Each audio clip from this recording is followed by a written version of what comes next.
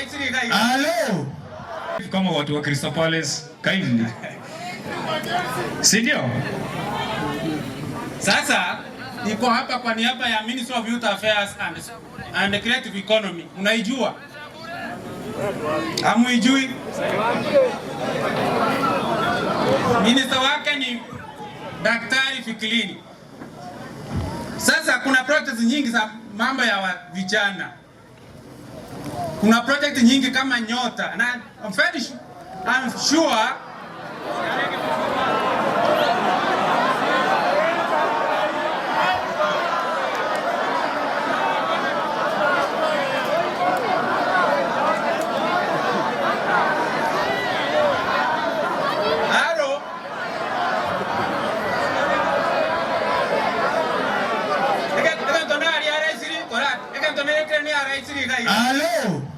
Halo, kiasi tu mheshimiwa. Wacha nisikize hiyo youth wanasema nini. Kindly, mpe 1 minute. Tumempatia 1 minute. Sindio? Hiyo mambo ameongea tusahau. Sindio? Lakini wacha msikize kwanza. Najua penye mnaelekea. Msiende huko. Kuna mambo ya film. Nimegundua kuna talent hapa sana. What I'm requesting, wale vijana wako na talent, kindly kuja kwa ofisi.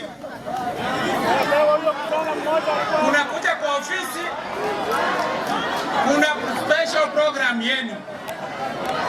Tumusikize kindly. We can nurture the program. You can nurture your talent.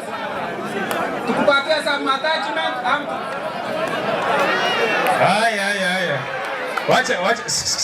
Wacha ifanye hivi, tufanye hivi. 1 minute yake mmeongeze imekaa 2 minutes because kwa kelele. Mnyamaze amalize, tuulizane maswali, si ndio? Si ndio? Haya. Kuna hata program inaitwa AGPO ya vijana ambao wanafanya mambo ya procurement. If you have a company, you can apply for government procurement. Sawa. Na very soon tutakuwa na kitu ya National Youth Council. Naomba vijana mjiandikishe kwa department ya youth. Very soon tutafanya mwezi wa 9 tutafanya mambo ya election ya vijana. Ofisi na Youth Affairs Kenyenya. Kwa DCC Kenyenya. Just ask ofisi ya Youth Affairs Kenyenya. Sawa. Mmesikia? Wacha sasa nifanye hivi. Hii ni Color Fest, si ndio? Ni ya youth, si ndio?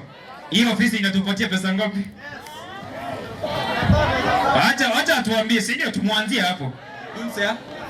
It's a Color Fest event ya raise funds kwa watu wale youth ambao ni walemavu. Hii ofisi inatupatia pesa ngapi? Wacha tuambie. Halo.